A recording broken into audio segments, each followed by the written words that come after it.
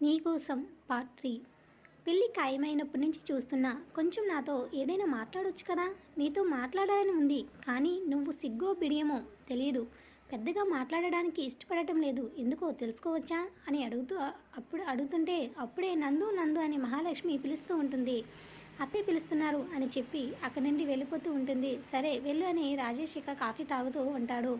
నందిని కిందకి వెళ్ళి ఏంటత్తమ్మా పిలిచారు అని అడుగుతూ ఉంటుంది. అమ్మ రా ఎలా అని తన గదిలోనికి తీసుకుని వెళుతూ ఉంటుంది. మహాలక్ష్మి ఇక కబోర్డ్ ఓపెన్ చేసి నందిని చేతిలో 2 బాక్సులు పెడుతుంది. ఏంటత్తమ్మా ఇవి అని నందిని అడుగుతూ ఉంటే, ఈరోజు నువ్వు ఊరికి వెళ్తున్నావురా, అందుకే ఈ చీర నగలు పెట్టుకో అని చెప్తుంది. ఎందుకత్తమ్మా, నా దగ్గర ఉన్నాయి కదా సరిపోతాయంటూ ఉంటే, లేదురా నీకోసం ఇవన్నీ తీసుకున్నాం, ఇవన్నీ నువ్వు వేసుకోరా బాగుంటుంది అని చెప్తూ ఉంటుంది. సరే అత్తమ్మ అని తీసి తన మనసు బాధ పెట్టడం ఇష్టం లేక ఇక గదిలోనికి వెళ్ళిపోతుంది. మహాలక్ష్మి నందిని నువ్వు రెడీ అవుతూ ఉండమ్మా, నేను రాజేష్ని కూడా రెడీ అవ్వమని చెప్తాను, ఇద్దరు కూడా ఊరికి వెళ్ళి సాయంత్రానికి వచ్చేద్దరు అంటుంది. సరే అత్తయ్య అని చెప్పి వెంటనే రెడీ అవుతూ ఉంటుంది. మహాలక్ష్మి రాజేష్ దగ్గరికి వెళ్ళి, రాజేష్ నువ్వు నందిని వాళ్ళ ఊరికి వెళ్ళాలి, నువ్వు కూడా రెడీ అవ్వు అంటూ ఉంటే, మమ్మీ కొంచెం వర్క్స్ ఉన్నాయి ఇప్పుడెందుకు అని అడుగుతాడు.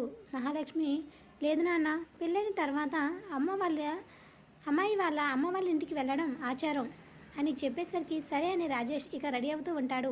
సాయంత్రానికి వచ్చేస్తామా అని అడుగుతూ ఉంటాడు రాజేష్ మహాలక్ష్మిని. రాజేష్ వచ్చేస్తారు అని చెప్పి కిందకి వెళ్ళిపోతుంది. రాజేష్ రెడీ అయ్యి కిందకి వచ్చేసరికి నందిని ఆల్రెడీ రెడీ అయ్యి హాల్లో రాజేష్ కోసం వెయిట్ చేస్తూ ఉంటుంది. మహాలక్ష్మి ఇచ్చిన చీర నగలు పెట్టుకుని కుందనపు బొమ్మలా రెడీ అవుతుంది. తనని అలా చూస్తూ మైమర్చిపోతూ ఉంటాడు రాజేష్.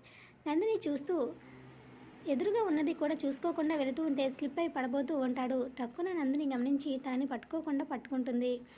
ఇక పడకుండా పట్టుకుంటుంది. రాజేష్ విలులా వంగి నందిని చేతిలో ఉంటాడు. ఇద్దరు కూడా ఒకరినొకరు చూసుకుంటూ చుట్టూ ఎవరున్నారో కూడా గమనించకుండా మైమర్చిపోతూ ఉంటారు. కన్నయ్య అని అమ్మమ్మ పిలుపు విని తేరుకొని బామ్మ చెప్పు అని అంటూ ఉంటాడు. నందిని కూడా కాస్త దూరం జరిగి తలదించుకుంటుంది. కన్నయ్య సాయంత్రానికి త్వరగా వచ్చేయాలి, శాంతి ముహూర్తం ఉంది అని చెప్తూ ఉంటుంది. ఆ మాట వినగానే నందినికైతే గుండెల్లో ఏదో తెలియని అలజడి మొదలవుతూ ఉంటుంది. రాజేష్ నందిని వైపు చూసి తన కంగారు పడడం గమనించి నవ్వుకొని బయటకు వెళ్తూ ఉంటాడు. ఇద్దరు కూడా కారులో స్టార్ట్ అయ్యి నందిని వాళ్ళ ఇంటికి వెళ్తారు. నందిని వాళ్ళు వస్తున్నారని ముందే తెలుసు. తెలుసుకున్న అమ్మ నాన్న వాళ్ళు ఇక వచ్చేసరికి అన్ని ఏర్పాట్లు చేసేస్తారు. నందిని రాజేష్ ఇంటికి వెళ్ళగానే ఇద్దరికి దిష్టి తీసి లోపలికి రమ్మంటారు. నందిని అంత చక్కగా రెడీ అయ్యి వాళ్ళ ఇంట్లో తొలిసారి పెళ్ళైన తర్వాత అడుగు పెట్టేసరికి వాళ్ళ అమ్మ ఆనందానికి అవధులు లేవు.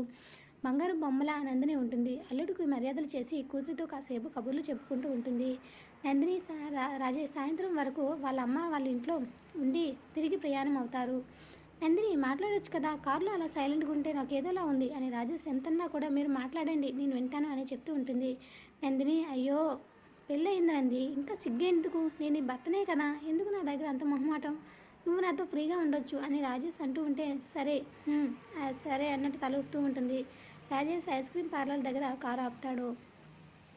ఎందుకు ఆపారా అని తన వైపు చూస్తూ ఉంటుంది. నందిని దిగు అని చెప్తాడు. ఎందుకండి అని రాజేష్ అడుగుతూ ఉంటే, నీకు ఐస్ క్రీమ్ తినిపించాలని అనిపించింది పదా, తినవద్దాం అని అంటూ ఉంటాడు. ఇప్పుడేం వద్దండి అని నందిని అంటూ ఉంటుంది. లేదు నాకు తినాలని ఉంది, నాకు నువ్వు కంపెనీ ఇస్తే నేను తినేస్తా అని రాజేష్ అనేసరికి సరే అని చెప్పి నందిని కూడా వెళ్తుంది. ఇక నీకు ఇష్టమైన ఫ్లేవర్ ఏంటి అని అడుగుతూ ఉంటాడు. రాజేష్ ఏమీ అనుకుంటే మౌనంగా ఉంటుంది. సరే అని చెప్పి చాక్లెట్ ఫ్లేవర్ ఆర్డర్ ఇస్తూ ఉంటాడు. ఇద్దరు కూడా ఐస్ క్రీమ్ తిని ఇక ఇంటికి బయలుదేరుతారు. రాజేష్ నందిని ఇంటికి వెళ్ళగానే తనుజ ఎదురుగా వచ్చి నందిని గదిలోకి తీసుకుని వెళ్తుంది. రాజేష్ తన రూమ్లోనికి వెళ్తాడు. తన గదికి వెళ్ళేసరికి రాజేష్ అక్కడ ఉన్నదాన్ని చూసి షాక్ అవుతాడు. ఫ్లవర్ డెకరేషన్తో, క్యాండిల్ లైట్స్తో ఇంకా డెకరేట్ చేస్తూ ఉంటారు.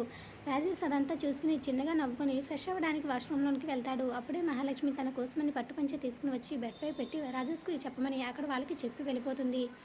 తనూజ నందిని తీసుకుని వెళ్ళి స్నానం చేసి రమ్మంటుంది. సిగ్గుపడుతూ ఫ్రెష్ అయ్యి వస్తుంది. అప్పటికే మహాలక్ష్మి తన కోసమని చీర నెగలు తెచ్చిపెట్టి తనూజకి రెడీ చేయమని చెప్పి వెళ్తుంది. మిగతా ఏర్పాట్లన్నీ చేస్తూ ఉంటుంది మహాలక్ష్మి. తనూజ నందిని చక్కగా రెడీ చేపిస్తుంది. అబ్బా వదిన, నా దిష్టి తగిలేలా ఉంది, ఎంత ముద్దుగా ఉన్నావో తెలుసా, నిన్ను చూస్తే నాకే ఏదో అయిపోతుంది, ఇంకా అన్నయ్య ఆపగలడా, అన్నయ్య అసలు తట్టుకోగలడా అని తనూజ మాటలు విన్న నందిని సిగ్గుతో చిక్కులు ఎరుపు చెర్రీలు అయిపోతాయి. అప్పుడే బామ్మ వీళ్ళ మాటలు విని నవ్వుకుంటూ లోపలికి వస్తుంది. నా మనవరాలు ఎలా ఉన్నా అది బంగారమని 2 చేతులతో మెటుకులు విరిచి దిష్టి తీస్తూ ఉంటుంది. నందిని బామ్మ దగ్గర ఆశీర్వాదం తీసుకుంటుంది. తనుజ ఇక నందిని బయటికి తీసుకుని వెళ్తుంది. అప్పటికే రాజేష్ పట్టుపంచి కట్టుకుని కిందికి వస్తాడు. నందినిని అలా చూస్తూ మైమర్చిపోతూ ఉంటాడు.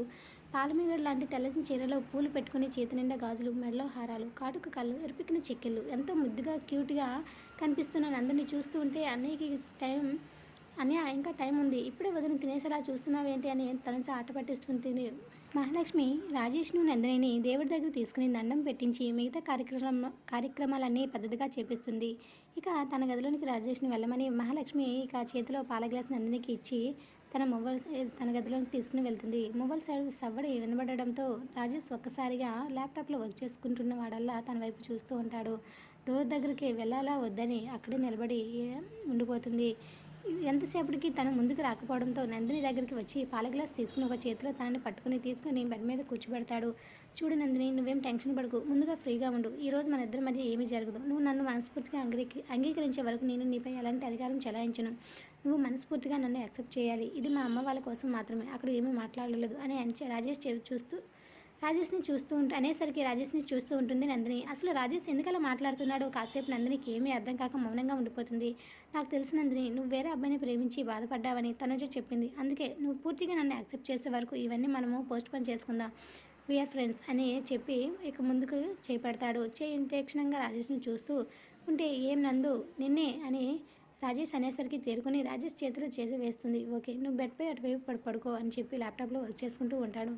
సరే అని తల ఊపి నందిని బెడ్పై ఒక సైడ్ పడుకొని ఉంటుంది. రాజేష్ ల్యాప్టాప్లో వర్క్ చేసుకుంటూ చాలాసేపటికి తను కూడా నిద్రలోకి జారుకుంటాడు. రాజేష్ నా గురించి ఇంతలా ఆలోచిస్తున్నాడు అని చిన్నగా నవ్వుకొని హాయిగా నిద్రపోతుంది నందిని. మరొక పక్క తనుజ తన గదిలోకి వెళ్తుంటే అప్పటికే విజయ్ తన కోసం ఎదురు చూస్తూ ఉంటాడు. ఏంటండి ఇంకా పడుకోలేదా అని అడిగేసరికి ఎక్కడే, నా రాక్షసి ఇంకా రాలేదే అని ఎదురు చూస్తూ ఉన్నాను. ఏమైంది మీకు అంటూ ఉంటే చాలా గ్యాప్ వచ్చింది బంగారం, అందుకే అని కొండగా అడిగేసరికి తనుజ సిగ్గుతో తలదించుకుంటుంది. ఈరోజు కార్యం అన్నయ్య వాళ్ళకండి, మీ సరసాలేంటి? వసే రాక్షసి, ఎప్పుడూ అన్నయ్య పెళ్లి ముందు కనిపించావు, 2 రోజులు అవుతుంది వాడి పెళ్ళి ఏమో కానీ నాకు పస్తులైపోతున్నాయి, కాస్త దయ చూపించు అని విజయ్ అనేసరికి తనుజ సిగ్గు మొక్కలై చాలండి, మరీ చిన్నపిల్లల్లా బిహేవ్ చేస్తున్నారు అంటూ కసురుకుంటూ ఉంటుంది. పొద్దున్న రాజేష్ లేచేసరికి ఏదో భారంగా అనిపించి అటు ఇటు చూస్తూ ఉంటాడు. నందిని రాజేష్ దగ్గరగా వచ్చి తన గుండెలపై తలబెట్టుకుని హాయిగా పడుకుంటుంది. రాజేష్ నందినిని అలా చూడగానే క్యూట్కు చిన్న కుక్క పిల్లలా ముద్దుగా కనిపిస్తూ ఉంటుంది. చిన్నగా తన మీదకి లెగిసి నుదుటిపై ముద్దు పెట్టుకుని తనని చూస్తూ ఉంటాడు. కాసేపటికి తేరుకుని నందిని పక్కనికి జరిపి తన ఆఫీస్కి వెళ్ళడానికి రెడీ అవుతూ ఉంటాడు. నందిని లేచేసరికి రాజేష్ అద్దం ముందు నిల్చుని రెడీ అవుతూ ఉంటాడు. నందిని లేచి వాష్రూమ్కి వెళ్తుంది. నందిని బయటకు వచ్చేసరికి నాకు ఆఫీస్లో వర్క్ ఉంది, నువ్వు వెళ్తున్నా, నీకేమైనా కావాలంటే మంగకి అడిగి తెలుసుకో, లేదా అమ్మని అడిగి తెలుసుకో, ఈ కబోర్డ్లో నీకు కావాల్సిన థింగ్స్ అన్నీ ఉన్నాయి అని చెప్పి వెళ్ళిపోతాడు. నందిని రాత్రి తన గదిని అసలు చూసుకోలేదు, కానీ గదంతా ఎంతో చక్కగా దాని టేస్ట్కి తగ్గట్టుగా ప్రతిదీ ఉన్నట్టు తన మనసు కనిపిస్తుంది. ఫ్రెష్ అయ్యి వచ్చి కబోర్డ్ ఓపెన్ చేయగానే కబోర్డ్ నిండా శారీస్, డ్రెస్సెస్ దానికి కావాల్సిన మిగతా థింగ్స్ అన్ని నీట్గా సర్దిపెట్టి ఉంటాయి. అన్నీ చూస్తూ ఉండిపోతుంది నందిని. రెడీ అయ్యి చీర కట్టుకుని కిందకి వెళ్తుంది. నందిని అప్పుడే లేచావమ్మ అంటూ మహాలక్ష్మి ఎదురుగా వస్తుంది. అత్తమ్మ లేచా అని చెప్పి నందిని కిచెన్లోకి వెళ్ళబోతుంటే, తల్లి ఇలా వచ్చి కూర్చో అని మంగ కాఫీ తీసుకుని వస్తుందిలే, నువ్వేం ఇప్పుడు వంట చేయవలసిన అవసరం లేదు, కాసేపు రెస్ట్ తీసుకో అని చెప్తూ ఉంటుంది. రామనవరాలా ఇలా వచ్చి కూర్చో అని బామ్మ నందిని పక్కన కూర్చోబెట్టుకుని తనతో మాట్లాడుతూ ఉంటుంది. రాజేష్ ఆఫీస్కి వెళ్ళగానే ఎదురుగా రామ్ వచ్చి, ఏంట్రా కొత్త పెళ్ళి కొడుక అప్పుడే వచ్చేసావు, 4 రోజులు రెస్ట్ తీసుకోవచ్చు కదరా మా చెల్లితో అని అంటూ ఉంటే, చాలేరా ఇప్పటికే చాలా వర్క్ పెండింగ్ అయ్యాయి కదా అని చెప్పి తన క్యాబిన్ వైపుగా నడుస్తాడు. నువ్వు మారవరా, పెళ్ళైన తర్వాత కొంచెం మారుతావేమో అనుకున్నా, నా చెల్లి ప్రేమలో పడితే అప్పుడు తెలుస్తుంది అని అనుకుంటూ ఇక తన క్యాబిన్ వైపుగా వెళ్ళి వర్క్లో మునిగిపోతారు. అంతలోనే తుఫాన్ వచ్చినట్టు అయింది. వదిన అని కాత్యాయని గట్టిగా లోపలికి అడుగు పెట్టకముందే గట్టిగా అరుస్తూ ఉంటుంది. పక్కన సారిక, తన కొడుకు సాత్విక్ కూడా వచ్చారు. వాళ్ళు ఊర్లో లేని టైం చూసి రాజేష్ పెళ్లి చేశారు. ఈ విషయం తెలిసిన వెంటనే కాత్యాయని వాళ్ళ అన్నయ్యని అడగడానికి ఇంటికి వచ్చింది. అప్పటికే మహేంద్రవర్మ, రాజేష్ ఇద్దరు ఆఫీస్కి వెళ్ళిపోతారు. ఈ ఇంట్లో మహాలక్ష్మి ఒక్కటి ఉండడంతో నేరుగా మహాలక్ష్మి ఎదురుగా వచ్చి, వదిన నీకు ముందే చెప్పాను నీ కొడుక్కి నా కుదిరికి పెళ్లి చేద్దామని, నాకు ఒక మాట కూడా చెప్పకుండా మేము లేం టైం చూసి నా మేనల్లుడికి పెళ్లి చేశారు. ఇప్పుడు నా కూతుర్ని ఏం చేయమంటారు? బావి సర్వస్వం అనుకుని బతుకుతుంది. ఇప్పుడు తనని నేనేం చేయాలి? తనకేం సమాధానం చెప్పాలి? వదిన చెప్పండి అని గట్టిగా నిలదీస్తూ ఉంటుంది. ఓహో, ఈ మహాతల్లి ఈవిడైనా? ఏం చూసావని వదిన ఈ అమ్మాయిలో? నా కూతురి కంటే బాగుందా? ఏం నచ్చిందని రాజేష్కి ఇచ్చి పెళ్లి చేశారు?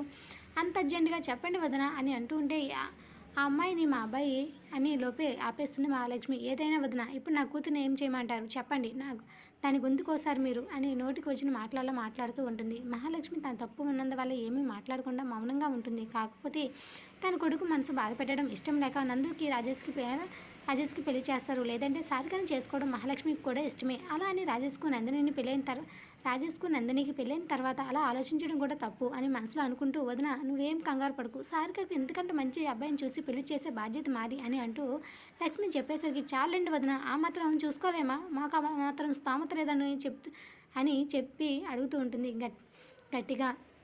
దానికి మహాలక్ష్మి ఏమీ సమాధానం చెప్పదు. సరే వదిన, అన్నీ వచ్చాక మేము తెలుసుకుంటాం, ఏం సమాధానం చెప్తాడో చూస్తాను అని గెస్ట్ రూమ్లోకి వెళ్ళిపోతూ ఉంటుంది కాత్యాయని.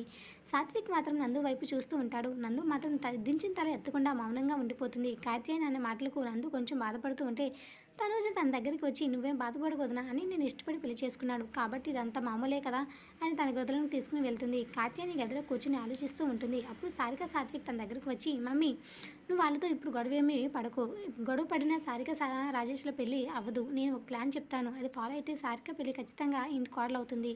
వాళ్ళతో ఇప్పుడు ఏమి గొడవ పెట్టుకోకు, సారికను ఇక్కడ ఉంటుందని మీ వదినకి చెప్పి మనం వెళ్ళిపోదాం. సారిక ఇక నెమ్మదిగా వాళ్ళ మధ్య మనస్పర్ధలు వచ్చేలా గొడవలు పెట్టి వాళ్ళిద్దరిని విడదీసి అప్పుడు సారికను మనం ఈ రాజేష్తో ఇచ్చి పెళ్లి చేయొచ్చు కదా అని. పెళ్ళి కదా అయింది, జస్ట్ పెళ్ళే కదా అయ్యింది. సాత్విక్ అనేసరికి కాత్యాయని కూడా సాత్విక్ మాటలు కరెక్ట్ అనిపిస్తాయి. సరే అని చెప్పి వాళ్ళు వదిన దగ్గరికి వెళ్ళి, సారిక ఇక్కడ 10 రోజులు ఉంటుంది, మేము వెళ్తున్నాం అని అనేసరికి, ఏమైంది వదిన, ఉండండి మీరు కూడా 4 రోజులు అని మహాలక్ష్మి అంటుంటే, లేదు వదిన, ఇంట్లో చాలా పనులు ఉన్నాయి, అల్లుడు పెళ్ళిగా ఇలా అయిందని తెలిసి కోపంలో వచ్చాను, ఆ తర్వాత మేనల్లుడిని బాధ పెట్టడం ఇష్టం లేక వెళ్ళిపోతున్నాను. సరే అని చెప్పి వెళ్ళిపోతుంది. మహాలక్ష్మి అయితే ఆలోచనలో పడుతుంది. ఇంతలోనే ఏమైంది, అంత గట్టిగా అరిచి మళ్ళీ ఇంత శాంతంగా వెళ్ళిపోతుంది. సరేలే అనేసి లంచ్ ఏర్పాట్లన్నీ చేస్తూ ఉంటుంది. లంచ్కి టైం అవడంతో రాజేష్ నందిని కాల్ చేస్తాడు. తిన్నావా అని అడిగితే లేదండి అని చెప్తుంది. సరే టైం అయింది, టైంకి తిను అని చెప్పి ఫోన్ పెట్టేస్తాడు. సరే చెప్పి తను కూడా తినడానికి కిందకి వెళ్తుంది. అందరూ కూర్చుని తింటూ కాసేపు కబుర్లు చెప్పుకొని హాల్లో కూర్చుంటారు.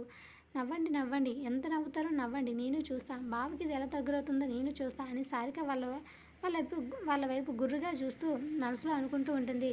సాత్విక్ సారికను నందుతో క్లోజ్గా ఉండమని చెప్పి తన ఫేస్బుక్ ఐడి అయినా వాట్సాప్ ఐడి లేదా కనీసం మొబైల్ నెంబర్ అయినా తెలుసుకోవే అని సారికకు చెప్పి వెళ్ళిపోతాడు. వెళ్ళకముందే చెప్తాడు. సారిక నెమ్మదిగా అందరితో పాటు తను కూడా మాటలు కలుపుతూ నందుతో మాట్లాడడానికి ప్రయత్నిస్తూ ఉంటుంది. కొంచెంగా నందు సారిగా మాట్లాడుతూ ఉంటారు. తను సారికను డౌట్గా చూస్తూ ఉంటుంది. ఏంటి వదిన అలా చూస్తున్నావు అని తనుజను అడిగేసరికి, ఏమీ లేదు, మా అన్నయ్యని ప్రేమించావని మీ అమ్మ చెప్పింది, మరి ఇప్పుడు నందినితో ఇంత బాగా మాట్లాడుతున్నావు, నీకు బాధ లేదా అని అంటూ ఉంటే, లేదు బావ నేను ప్రేమించవచ్చు, కానీ బావ నన్ను ప్రేమించలేదు కదా, నందుని ప్రేమించి పెళ్లి చేసుకున్నాడు, బావ సంతోషంగా ఉండడమే నాకు కావాలి అని చెప్పి తన గదిలోనికి వెళ్ళిపోతుంది. తనుజ కూడా ఇంటికి వెళ్ళడానికి బట్టలు సర్దుకుంటూ ఉంటుంది. విజయ్ అయితే పొద్దున్నే పని మీద వేరే దగ్గరికి వెళ్తాడు. నందిని కిందకి వెళ్ళి గార్డెన్ చూస్తూ ఉంటుంది. చుట్టూ పూల మొక్కలు, రకరకాల గులాబీ పూలు ఎంతో ఆహ్లాదంగా అనిపించి కాసేపు గార్డెన్లోనే కూర్చుని ఉంటుంది. అయ్యో ఈ టైంకి రాజేష్ గారు వస్తారని అత్తయ్య చెప్పారు అని అనుకుంటూ ఇక తన గదిలోనికి వెళ్తుంది. నందిని తన గదిలోనికి వెళ్ళి స్నానం చేసి టవల్ కట్టుకుని బయటకు వచ్చి హెయిర్ డ్రైయర్తో తలారబెట్టుకుంటూ ఉంటుంది. అంతలోనే రాజేష్ ఆఫీస్ నుండి నేరుగా వచ్చి తన గదిలోనికి వెళ్తాడు. ఎదురుగా నందిని టవల్ మీద హెయిర్ ఆరబెట్టుకుంటూ ఉంటే తనని చూస్తూ నోట మాట రాక గుటకలు మింగుతూ ఉంటాడు. ఎవరో తనని గమనిస్తున్నట్టు నందిని అనిపించి వెనక్కి తిరిగేసరికి ఎదురుగా రాజేష్. ఒక్కసారిగా ఉలిక్కిపడి గట్టిగా అరుస్తూ ఉంటుంది. రాజేష్ వెంటనే తన దగ్గరగా వచ్చి తన నోటు మీద చెయ్యి పెట్టి, అరవకు అని చెప్పి తన నోరు మూస్తూ ఉంటాడు. మీరు ఈ టైంలో వచ్చారేంటి, ఇంకా మీ ఆఫీస్ నుండి రావడానికి టైం ఉంది కదా అని అడుగుతుంది. అంటే అమ్మ వాళ్ళు తనుజతో ఊరికి వెళ్ళారని చెప్పారు, ఒక్కదానివే ఉన్నావు కదా అని త్వరగా వచ్చా అని రాజేష్ చెప్పి నందినినే చూస్తూ ఉంటాడు. నందిని కాస్త భయపడుతూ కళ్ళు టపటపలాడేస్తూ ఉంటే రాజేష్ తనకి ఒక్కసారిగా దూరం జరిగి ఐఎమ్ సారీ అని చెప్పి వెనక్కి తిరిగి నిలబడతాడు. వెంటనే నందిని డ్రెస్ తీసుకుని డ్రెస్సింగ్ రూమ్లోనికి వెళ్ళి డ్రెస్ వేసుకుంటూ ఉంటుంది. రాజేష్ వాష్రూమ్లోకి వెళ్ళి ఫ్రెష్ అవుతూ ఉంటాడు. నందు డ్రెస్ వేసుకుని బయటకు చూస్తూ ఉంటుంది. రాజేష్ ఎక్కడ కనిపించకపోయేసరికి ఫాస్ట్గా కిందకి వెళ్ళి తన కోసం కాఫీ తీసుకుని వస్తుంది. రాజేష్కి కాఫీ ఇచ్చి ఇద్దరు కూడా బాల్కనీలో కూర్చొని కాఫీ తాగుతూ ఉంటారు. సరే నువ్వు వెళ్ళి రెడీ అవ్వు, సరే నువ్వు ఈ సారీ వద్దు, ఈ డ్రెస్ వేసుకో అని చెప్పి కబోర్డ్ నుండి ఒక డ్రెస్ తీసి ఇస్తాడు. నందిని రాజేష్ వైపు చూసేసరికి, అవును ఈ డ్రెస్ వేసుకో మనం బయటకు వెళ్తున్నాం అని చెప్తూ ఉంటాడు. సారీ కంఫర్ట్గా ఉంది కదండి అని అంటూ ఉంటే ప్లీజ్ నన్ను చెప్పేది విను ఆర్గ్యూ చేయకు అని ఎవరికో ఫోన్ చేస్తూ ఉంటాడు. రాజేష్ కాసేపు ఫోన్ మాట్లాడి వచ్చేసరికి నందిని ఆ డ్రెస్ని బెడ్పై పెట్టి కిందకి వెళ్తుంది. డ్రెస్ చేంజ్ చేసుకుని రెడీ అవ్వకుండా ఎక్కడికి వెళ్ళింది అని చుట్టూ చూస్తూ ఉంటాడు. కిచెన్లో ఏదో పని చేసుకుంటూ ఉంటుంది.